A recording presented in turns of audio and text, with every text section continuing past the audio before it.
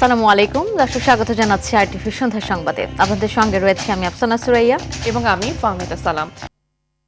সরকারি সেবা নিতে এসে সাধারণ মানুষ যেন হয়রানি না হয় সেদিকে কঠোর নজর রাখতে জনপ্রশাসনের কর্মকর্তাদের নির্দেশ দিয়েছেন প্রধানমন্ত্রী তারেক রহমান।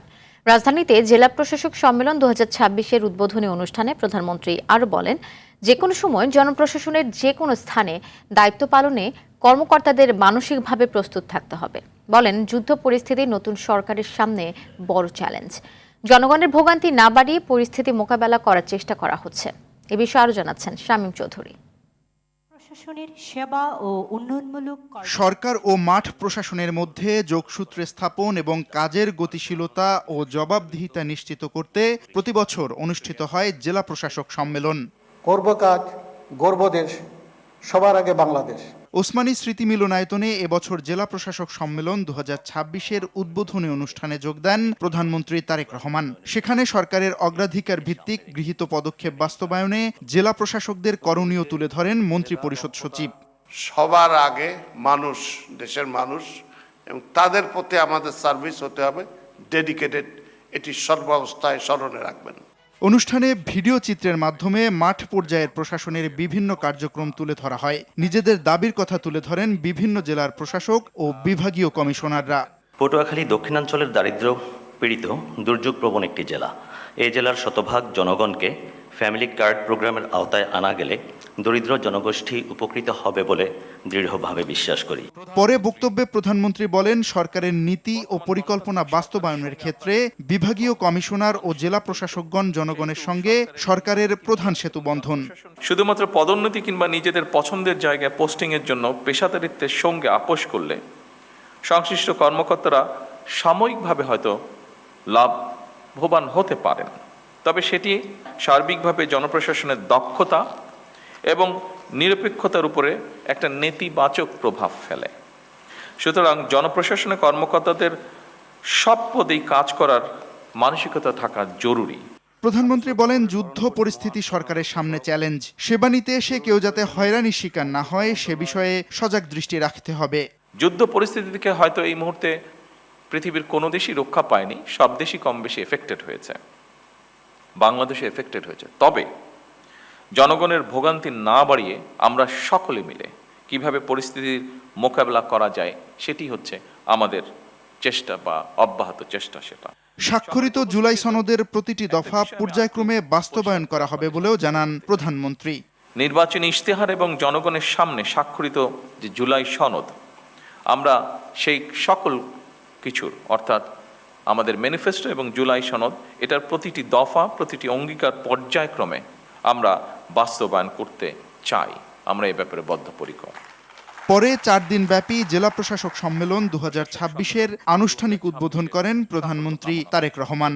এই সম্মেলনের আনুষ্ঠানিক উদ্বোধন ঘোষণা করছি। আসসালামু আলাইকুম। শামীম চৌধুরী, আরটিভি, ঢাকা। এদিকে আগামী 16 মে প্রধানমন্ত্রী তারেক রহমান চাঁদপুর সফর করবেন। চাঁদপুর 3 আসনের সংসদ সদস্য শেখ ফরিদ আহমেদ মানিক জানান, খাল খনন, বিজ্ঞান প্রযুক্তি বিশ্ববিদ্যালয়, মেডিকেল কলেজে ভিত্তিপ্রস্তর উদ্বোধন সহ জনসভায় যোগদান করবেন প্রধানমন্ত্রী। এছাড়াও তিনি সদর উপজেলার রাজেশ্বর ইউনিয়নে ফ্যামিলি কার্ড বিতরণ করবেন। প্রধানমন্ত্রীর আগমনের প্রস্তুতি হিসেবে কর্মসূচির সম্ভাব্য বিভিন্ন ভেন্যু পরিদর্শন করেছেন শেখ ফরিদ আহমেদ মানিক সহ জেলা বিএনপির শীর্ষ নেতারা।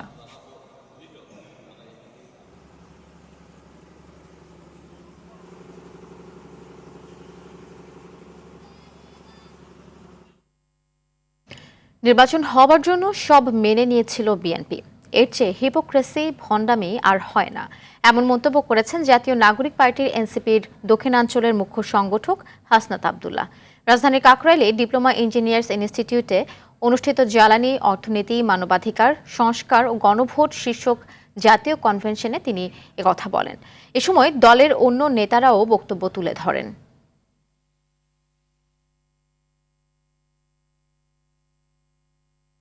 সংসদের মাধ্যমে সংশোধনী আর গণপরিষদের মাধ্যমে নতুন সংবিধান, এর মাঝামাঝি একটা আইডিয়ার ব্যাপারে আমরা একমত হই, সেটাই ছিল সংবিধান সংস্কার পরিষদ। ওই দিন জনাব সালাউদ্দিন সাহেব বললেন নির্বাচন হওয়ার জন্য ওনারা তখন যা বলেছে সেটা মেনে নিয়েছে। এর থেকে ভণ্ডামি মানে উনি একটা সংসদের মধ্যে দাঁড়িয়ে উনি ওনার ভণ্ডামি, উনি ওনার হিপোক্রেসিকে জাতির সামনে প্রকাশ করছেন। গভর্নমেন্ট যেইভাবে যাচ্ছে এটা খুব সুখকর এবং দীর্ঘমেয়াদী কোনো ইতিবাচক প্রভাব রাখবে বলে আমার মনে হয় না। ত্রয়োদশ জাতীয় সংসদের সংরক্ষিত নারী আসনে নবনির্বাচিত সংসদ সদস্যরা শপথ নেবেন আজ রাত ৯টায় সংসদ ভবনের শপথ কক্ষে তাদের শপথ বাক্য পাঠ করানো হবে। এর আগে গত ৩০ এপ্রিল ত্রয়োদশ জাতীয় সংসদের সংরক্ষিত নারী আসনে বিনা প্রতিদ্বন্দ্বিতায় নির্বাচিত ৪৯ জন সংসদ সদস্যের নাম ঘোষণা করে গেজেট প্রকাশ করে নির্বাচন কমিশন। গেজেট অনুযায়ী সংরক্ষিত নারী আসনগুলোয় রাজনৈতিক দল ও জোটের অনুকূলে বণ্টন করা আসনের সরকারি দল বিএনপি ও তাদের জোট থেকে ৩৬ জন, জামাত ইসলামী ও তাদের জোট থেকে ১২ জন এবং স্বতন্ত্র একজন নারী সংসদ সদস্য হিসেবে নির্বাচিত হয়েছেন। এদিকে জামাত জোটের প্রার্থী এনসিপি নেত্রী নুসরাত তাবাসসুমের মনোনয়নপত্র গতকাল বৈধ ঘোষণা করেছে নির্বাচন কমিশন।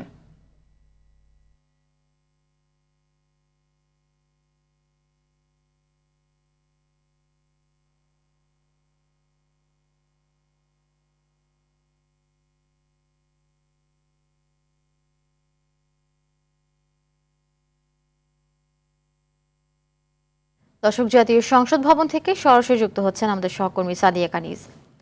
সাদিয়া, সংরক্ষিত নারী আসনে নবনির্বাচিত সংসদ সদস্যরা আজ শপথ গ্রহণ করবেন। তো শপথ অনুষ্ঠানের প্রস্তুতি সম্পর্কে কি তথ্য রয়েছে আপনার কাছে, জানাবেন বিস্তারিত।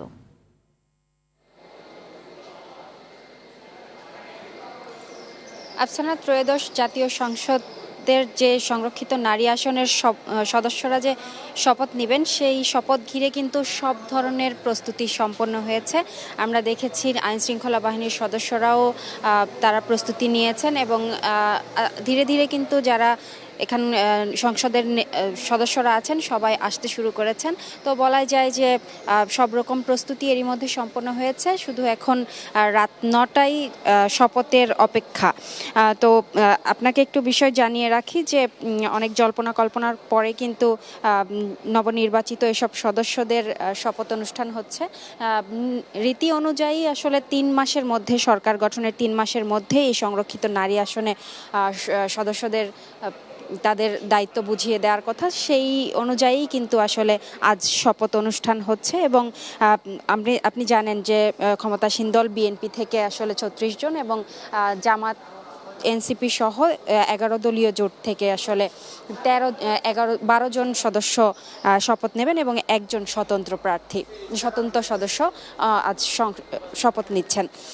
আপনাকে জানিয়ে রাখি যে এই নুসরাত তাবাসসুম, যিনি এনসিপি নেত্রী ছিলেন, তার বিষয়ে কিছুটা জটিলতা থাকলেও গতকাল কিন্তু নির্বাচন কমিশন বৈধতা দিয়েছেন এবং তবে আজ তার শপথ নিচ্ছেন কিনা সে বিষয়ে এখন পর্যন্ত আমরা জানতে পারিনি। তো এই শপথ অনুষ্ঠানের মধ্য দিয়ে কিন্তু আসলে দেশে নারীদের যে অংশগ্রহণ সেটি দৃঢ় হচ্ছে, নিশ্চিত হচ্ছে এবং দেশের উন্নয়নের নীতি নির্ধারণে তারা এক ধাপ এগিয়ে যাচ্ছেন এমনটি ধারণা করা হচ্ছে এবং নারীর যে ক্ষমতায়ন, সম অধিকার নিশ্চিতকরণ, সেই বিষয়গুলোতেও তারা ভূমিকা রাখবে এমনটি প্রত্যাশা করা হচ্ছে। তো এই ছিল সংসদ ভবন থেকে আমার কাছে সর্বশেষ। ধন্যবাদ আপনাকে। 2 দিনের তালিকাভুক্ত 58 জন এবং তালিকা বহির্ভূত 94 জন চাঁদাবাজকে গ্রেফতার করা হয়েছে। তদবিরে কাউকে ছাড়া হবে না বলে জানিয়েছেন ভারপ্রাপ্ত পুলিশ কমিশনার মোহাম্মদ সরওয়ার। দুপুরে ডিএমপি মিডিয়া সেন্টারের সংবাদ সম্মেলনে তিনি এসব কথা জানান।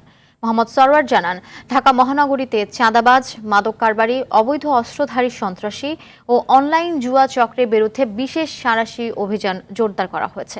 এ সময় শীর্ষ সন্ত্রাসীদের কেউ নাই জানিয়ে তিনি বলেন, সন্ত্রাসীদের দ্বারা জনসাধারণ খুব একটা আক্রমণের শিকার হচ্ছে না।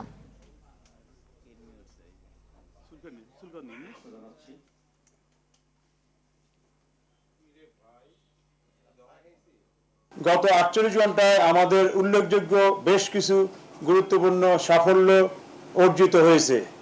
সুনির্দিষ্ট গোয়েন্দা তথ্যের ভিত্তিতে আমাদের থানা পুলিশ, ডিবি এবং সিডিডিসি টিম বিভিন্ন এলাকায় অভিযান চালিয়ে 58 জন তালিকাভুক্ত চাঁদাবাজ এবং 94 জন তাদের সহযোগী চাঁদাবাজকে গ্রেপ্তার করা হয়েছে। সিলেটে ভয়াবহ সড়ক দুর্ঘটনায় প্রাণ হারিয়েছেন 2 নারীসহ 8 নির্মাণ শ্রমিক। রোববার ভোরে দক্ষিণ সুরমার তেলি বাজার এলাকায় ট্রাক ও পিকআপের মুখোমুখি সংঘর্ষে এই হতাহতের ঘটনা ঘটে। এতে ঘটনাস্থলে নিহত হন 4 জন। হাসপাতালে মৃত্যু হয় আরও 4 জনের। একই সময় চাঁপাইনবাবগঞ্জের নাচল উপজেলায় ট্রাক, বাস ও মোটরসাইকেলের ত্রিমুখী সংঘর্ষে প্রাণ হারিয়েছেন আরও 2 জন। প্রতিনিধিদের পাঠানো তথ্যচিত্রে বিস্তারিত জানাচ্ছেন সাকিব আল হাসান।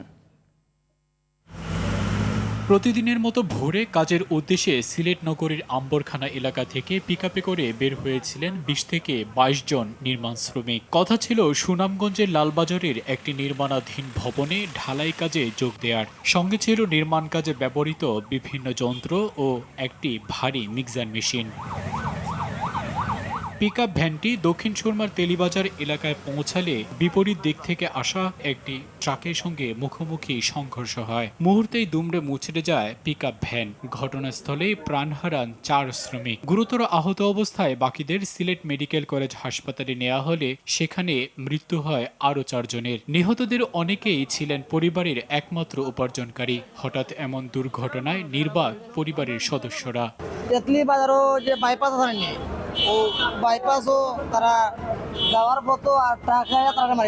দুর্ঘটনার পর পিকআপ ও ঘাতক ট্রাক জব্দ করেছে পুলিশ।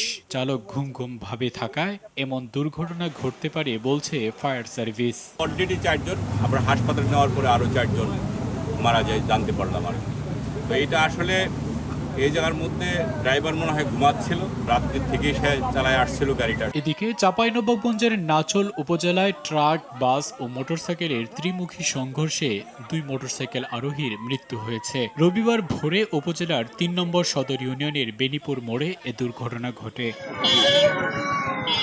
সাকিব আল হাসান, RTV। হামোহামির উপসর্গে গত 24 ঘন্টায় দেশে আরও 10 শিশু মারা গেছে। এর মধ্যে 1 শিশুর হাম শনাক্ত হয়েছিল। হামের উপসর্গ ছিল 9 শিশুর। এ সময় সারা দেশে আরও 1166 শিশুর শরীরে হামের উপসর্গ দেখা দেওয়ার তথ্য দিয়েছে স্বাস্থ্য অধিদপ্তর। স্বাস্থ্য অধিদপ্তরের হাম বিষয়ক প্রতিবেদনে এই তথ্যগুলো জানানো হয়েছে। স্বাস্থ্য অধিদপ্তরের তথ্য বলছে, চলতি বছরের 15ই মার্চ থেকে হামের উপসর্গ দেখা দিয়েছে 40,491 শিশুর। এ সময় হামের উপসর্গ নিয়ে হাসপাতালে ভর্তি হয়েছে 27,816 শিশু। তবে এর মধ্যে সুস্থ হয়ে হাসপাতাল থেকে 24,090 শিশু বাড়ি ফিরেছে।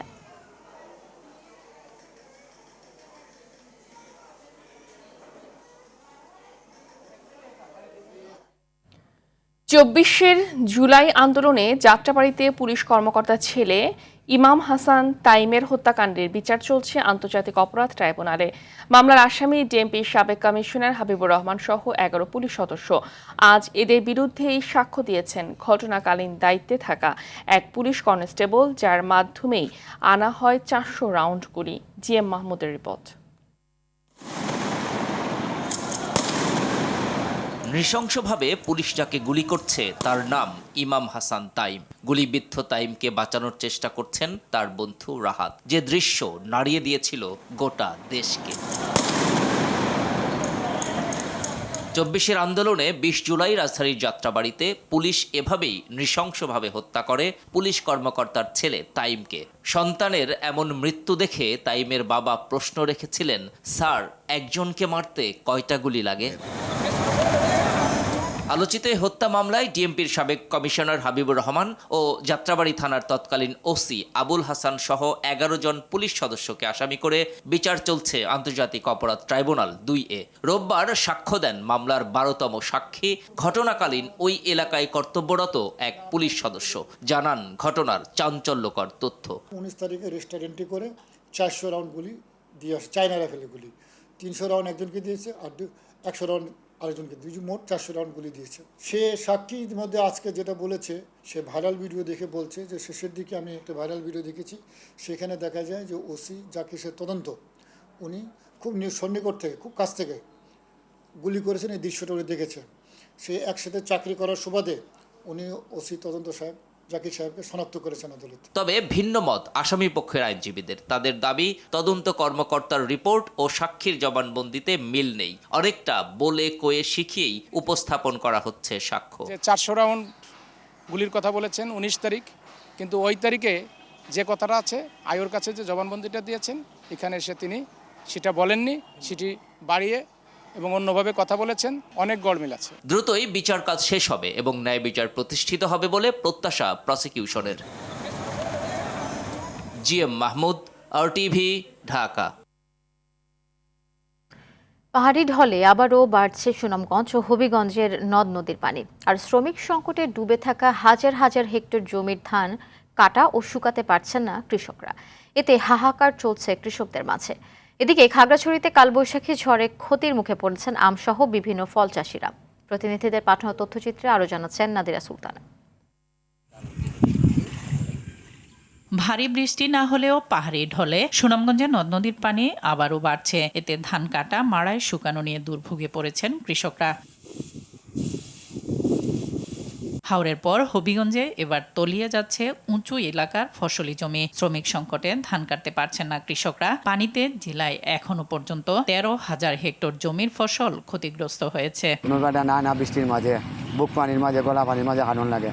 বৃষ্টির বাজার লাগি ধান শুকাইতে পারতেছে না, গেরা উঠিয়া সব নষ্ট হয়ে গেছে। ফলন ভালো হলেও নেত্রকোনার মদন মোহনগঞ্জ, খালিয়াজুড়ি সহ হাওড় অঞ্চলের ধান পানিতে তলিয়ে যাওয়ায় আহাজারি করছেন কৃষকরা। ধান কাটার শ্রমিক সংকট কষ্ট বাড়িয়েছে দ্বিগুণ।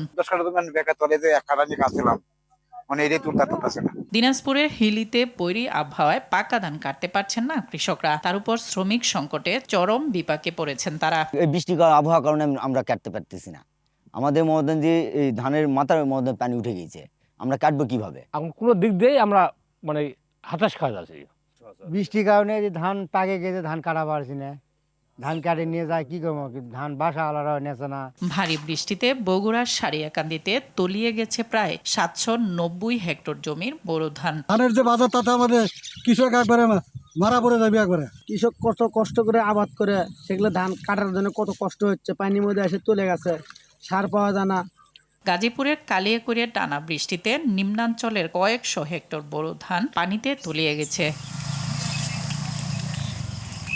ঝালকাঠিতে বেগুন, লাউ, কুমড়া, করলা সহ 6,500 হেক্টর জমির বোরো ধান পানিতে ডুবে আছে। অসুবিধা হইতে আছে, ধান দাইতেই পারতে আছে না। ওই বেগুন গাছ দেখেন, সবকিছু দেখেন, কোনো খবর নাই, সব পানি চলে গেছে।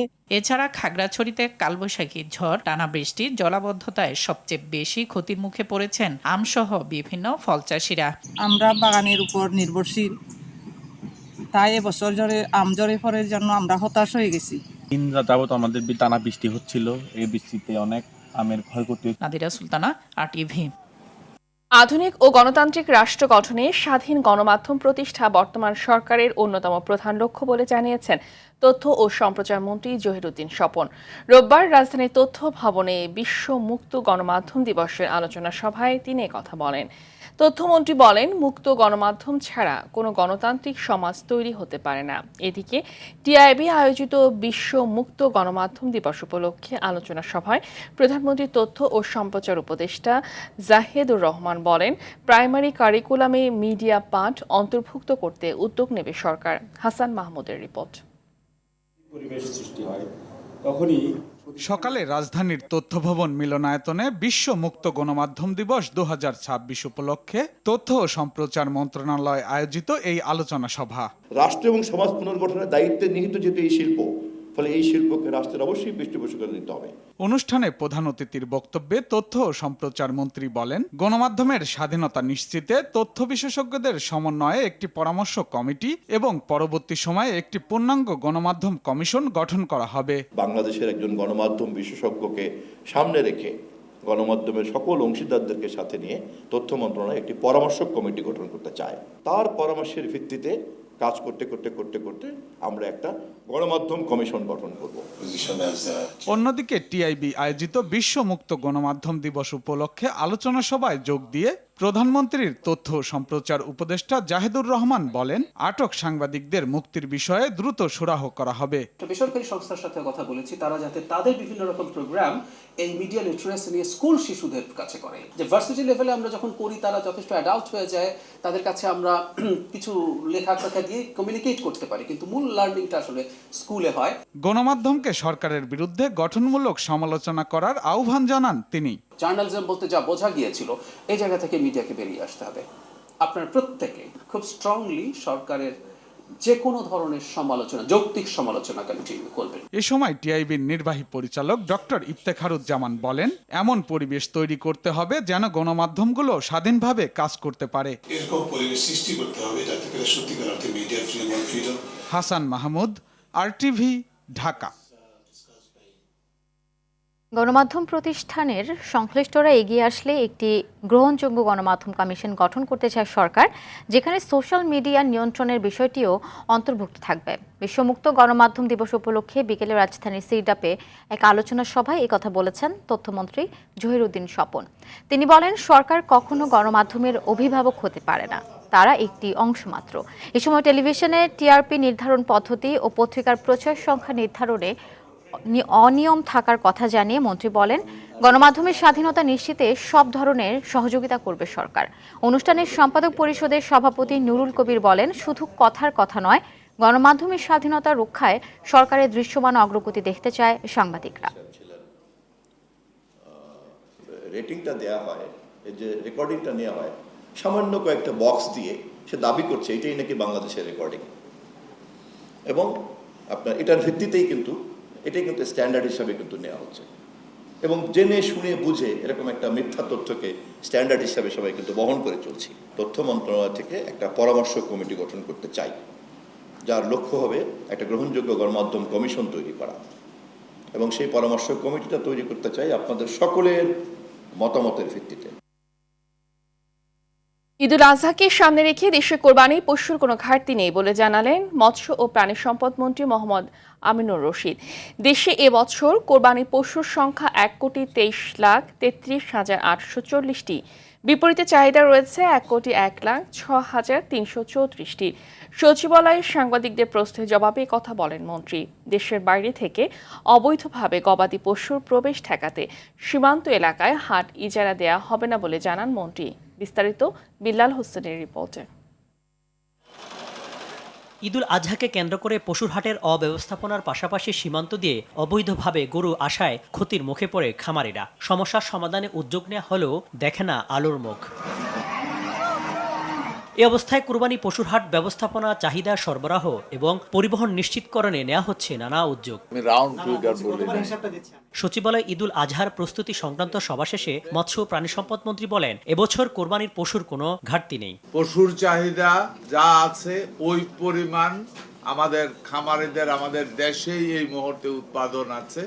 সুতরাং কোরবানির পশুর প্রশ্নে এখানে শর্টেজ পড়ার কোনো সম্ভাবনা নাই, অ্যাকর্ডিং টু আমাদের যত ডাটা আছে। বলেন, অবৈধভাবে কোরবানির পশুর প্রবেশ ঠেকাতে সীমান্ত এলাকায় দেয়া হবে না হাটের ইজারা। বর্ডারে যদি কোনো গরুর হাট থাকে তখন ওইখানে গরুর হাটে গরুটা বেচা কিনি হলে একটা হাসিল হয়, ওই হাসিলটা তখন তার বৈধ কাগজ হয়ে যায়। আমরা আজকে মোটামুটি একটা সিদ্ধান্ত নিয়েছি, ওই বর্ডার সাইডের ওই বাজারগুলি আগামী দিনে ডাক দেওয়া হবে না। মন্ত্রী জানান, ঢাকা উত্তর ও দক্ষিণ সিটিতে ২৭টি পশুর হাট বসবে। পশুর ট্রাকের চাঁদাবাজি বন্ধে কঠোর অবস্থানে থাকবে আইনশৃঙ্খলা বাহিনী। বিল্লাল হোসেন, RTV, ঢাকা। টাকা না দিলে বেতন তুলতে পারেন না মিটফোর্ড হাসপাতালের নার্স, ডেইলি বেসিস আর আউটসোর্সিং এর কর্মীরা। হাজারেরও বেশি কর্মীকে মাসে হিসাবরক্ষক জাহিদুর রহিমকে দিতে হয় প্রায় 3.5 লাখ টাকা। বছরের পর বছর সেই টাকায় এই হিসেব রক্ষক গড়েছেন সম্পদের পাহাড়। বিষয়টি অস্বীকার না করলেও সাংবাদিক দেখে ক্ষিপ্ত হন অভিযুক্ত হিসাব রক্ষক। তবে লিখিত অভিযোগ পেলে ব্যবস্থা নেওয়ার আশ্বাস দিয়েছেন হাসপাতালের পরিচালক। রনি মজুমদারের প্রতিবেদনে এর বিস্তারিত। পুরনো ঢাকার স্যার সলিমুল্লাহ মেডিকেল কলেজ হাসপাতাল, মিটফোর্ড হাসপাতাল নামেই পরিচিত এই প্রতিষ্ঠানে অনিয়মকে নিয়ম বানিয়ে রেখেছেন প্রতিষ্ঠানটির হিসাবরক্ষক জাহিদুর রহিম। হাসপাতালটিতে নার্স আছে প্রায় 700, ডেইলি বেসিক কর্মচারী 150 জন, আউটসোর্সিং কর্মচারী আছেন প্রায় 200। সারা মাস কাজ করে বেতন তুলতে গেলে নার্সদের ফাইল প্রতি 100, ডেইলি বেসিক কর্মচারীদের 500 আর আউটসোর্সিং কর্মচারীদের দিতে হয় জনপ্রতি 1000 টাকা। আর চাকরিতে নতুন যোগদানে লাখ টাকার উপহার চান তিনি। চাকরি হারানোর ভয়ে ক্যামেরার সামনে কথা বলতে সাহস পায় না সাধারণ এই কর্মীরা, তবে কষ্ট আর ক্ষোভের কথা অকপটে স্বীকার করেন। মাহমুদার কাছ থেকে 1 লক্ষ টাকা চাইছে ঘুষ জাহিদে। আমাদের বেসিক বেতন রোজ হাজিরা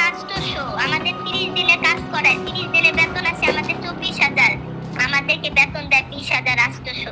তার মানে ওরা 4 দিনের বেতন ওরা মাইরা ফেলায়। আমরা যদি প্রতিবাদ করতে যাই তাহলে আমাদেরকে হুমকি দেওয়া হয় যে প্রতিবাদ করছো না তো চাকরি খাইয়া দিতে। আমার কাছে ভিডিও ফুটেজ আছে, আমি আপনি সব দেখাতে পারবো। জাহিদ স্যারই তো আমাদের এখন ম্যানেজার, উনি তো আমাদের বিল করে।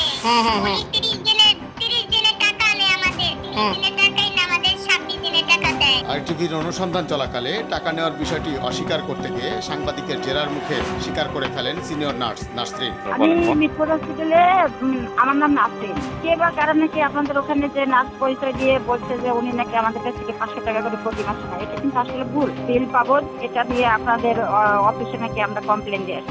না, আমি যে কথাগুলো বললাম আপনার জাহিদের হিসাবটা আপনি জাহিদ সাহেবকে বলতেন, উনি আপনার কাছ থেকে নেন। আর বাকি যে কথাগুলো বললাম সেগুলো কি ভুল? না না, অবশ্যই ভুল না। অনেক সময় এরকম হয়, এটা আমি স্বীকার করি। ভুক্তভোগীদের অভিযোগে অনুসন্ধান করে জানা যায় পুরো প্রক্রিয়াটি নিয়ন্ত্রণ করেন হিসাবরক্ষক জাহিদুর রহিম। টাকা ছাড়া কোনো ফাইল নড়ে না তার টেবিল থেকে। অবৈধ টাকার সম্পদের পাহাড় তৈরির বিষয়ে জানতে চাইলে ক্ষিপ্ত হন জাহিদুর রহিম। ওরাই এটা ফিসে লাগছে। ওনার বাড়ি কিন্তু ভুয়া শব্দের বাড়ির কাছে। আমি চিনি, সবারই তো চিনি, নারী নক্ষত্র সব চিনি আমি। আমার বাড়ি ওখানে, আমি জানি না। হাসপাতাল পরিচালক ব্রিগেডিয়ার জেনারেল ATMA রুস্তম জানান, এই কর্মকর্তার অসৎ উপায়ে অর্থ উপার্জনের কথা শুনেছেন তিনিও। নতুন যোগদানের দোহাই দিয়ে অনিয়ম বন্ধে কাজ করছেন তিনি। লিখিত অভিযোগ পেলে তদন্ত করে ব্যবস্থা নেওয়ার আশ্বাস দেন তিনি। অ্যাকাউন্ট ক্লার্ক বিভিন্ন জনের কাছ থেকে চাঁদা নেই বা টাকা নেই, টাকা নিয়ে বেতন দেয় ইত্যাদি, যে বিষয়গুলো বললেন, এই বিষয়েও আসলে আমি বলবো যে আমাকে কেউ কমপ্লেন আকারে দেয় নাই। কারো কি কোনো টাকা পয়সা দিতে হয়, বলে যে স্যার আমরা যেটা দিয়ে হয়তো বা বকশিস হিসাবে দিচ্ছি, আপনি দিচ্ছেন আরেকজন দিচ্ছে না, তখনই জিনিসটা আসবে যে উনি দিচ্ছে আপনি কেন দিবেন না, এটা তখন চাঁদা পর্যায়ে চলে যায়। আসলে অনিয়ম তো অনেক আছে। আমি যেহেতু বললাম যে 4 মাস হলো আসছি এখানে, যে অনিয়মগুলো আমার চোখে পড়ছে আমি সেগুলোই অ্যাকশন নিচ্ছি। মেডিকেল কলেজ হাসপাতাল, মিটফোর্ড হাসপাতালে দীর্ঘদিন ধরে চলে আসা এমন অনিয়ম বন্ধ করতে সংশ্লিষ্টরা দ্রুত পদক্ষেপ নেবে, এমনটা প্রত্যাশা ভুক্তভোগীদের। রনি মজুমদার, আর টিভি, ঢাকা। বাংলাদেশি শিক্ষার্থীদের জন্য যুক্তরাজ্যে উচ্চশিক্ষার নতুন সম্ভাবনার দুয়ার খুলে দিতে ঢাকায় অনুষ্ঠিত হলো অ্যাবাল্টে ইউনিভার্সিটি ওপেন ডে ও এজেন্ট অন বোর্ডিং প্রোগ্রাম। রাজধানীর একটি হোটেলে আয়োজিত এই অনুষ্ঠানে অংশ নেন বিশ্ববিদ্যালয়ের ঊর্ধ্বতন কর্মকর্তারা, শিক্ষার্থী এবং শিক্ষা পরামর্শকরা।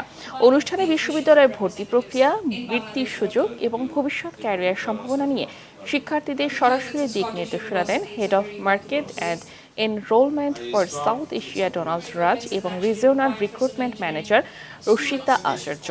আয়োজকরা বলেছেন, বাংলাদেশ সহ দক্ষিণ এশিয়ার শিক্ষার্থীদের জন্য আন্তর্জাতিক মানের উচ্চশিক্ষার সুযোগ আরও বিস্তৃত করতেই এমন আয়োজন। নির্বাচনী ইশতেহার অনুযায়ী আগামী 3 মাসের মধ্যে ব্যবসা বাণিজ্যের পথে থাকা বাধাগুলো চিহ্নিত করে তা দূর করার উদ্যোগ নেওয়া হবে বলে জানিয়েছেন অর্থমন্ত্রী আমির খসরু মাহমুদ চৌধুরী। রাজধানীতে NBR ও FBCCI এর পরামর্শ কমিটির সভায় তিনি এসব কথা বলেন। অর্থমন্ত্রী বলেন, সরকার দায়িত্ব নেয়ার পর থেকেই নানা চ্যালেঞ্জের মুখে পড়েছে। মধ্যপ্রাচ্যের যুদ্ধের কারণে অতিরিক্ত প্রায় 400 কোটি মার্কিন ডলার ব্যয় করতে হয়েছে। এমন পরিস্থিতিতে অর্থনীতি পুনরুদ্ধার, দারিদ্র্য কমানো এবং বিনিয়োগ বাড়াতে বড় বাজেট প্রয়োজন। তাই অর্থনীতির স্থিতিশীলতা ফেরাতে IMF এর কাছে 2 বছরের সময় চাওয়া হয়েছে।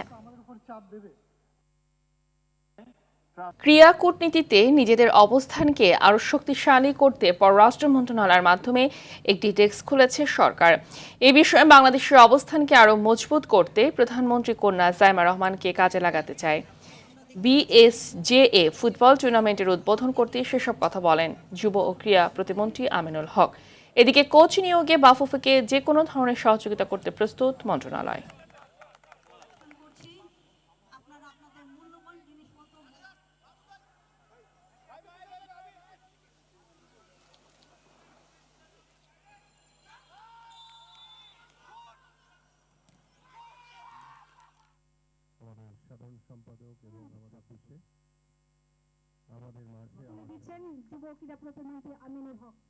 উনি যদি এইটার দায়িত্ব নিয়ে যদি কাজ করেন তাহলে আমাদের জন্য অনেক বড় একটা উৎসাহের যে একটি জায়গা তৈরি হবে। স্পোর্টস ডিপ্লোমেসির মাধ্যমে যে একটি দেশের সাথে একটি আন্তরিকতা, একটি ভ্রাতৃত্ববোধ তৈরি করা যায়, এবং ইতিমধ্যে কিন্তু আমাদের পররাষ্ট্র মন্ত্রণালয়ের একটি স্পোর্টসের একটি উইংস খোলা হয়েছে স্পোর্টস ডিপ্লোমেসির জন্য। সো সার্বিকভাবে আমাদের মাননীয় প্রধানমন্ত্রীর নির্দেশনায় আমরা স্পোর্টস ডিপ্লোমেসির মাধ্যমে আমাদের বাংলাদেশের স্পোর্টসে কিভাবে আরও অনেকভাবে অবদান রাখা যায় সেই বিষয়গুলো নিয়ে আমরা কার্যক্রম শুরু করেছি মাত্র।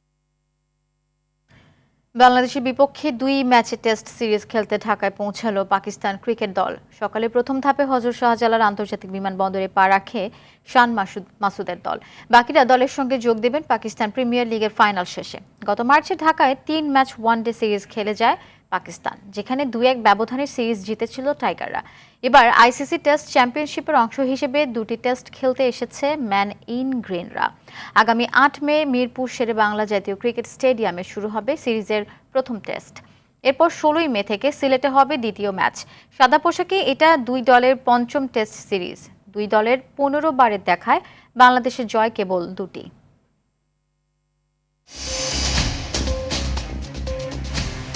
সন্ধ্যার সংবাদ এই পর্যন্তই। রাতের সংবাদ পৌনে 11টায় দেখার আমন্ত্রণ রইল। ধন্যবাদ সবাইকে। ধন্যবাদ।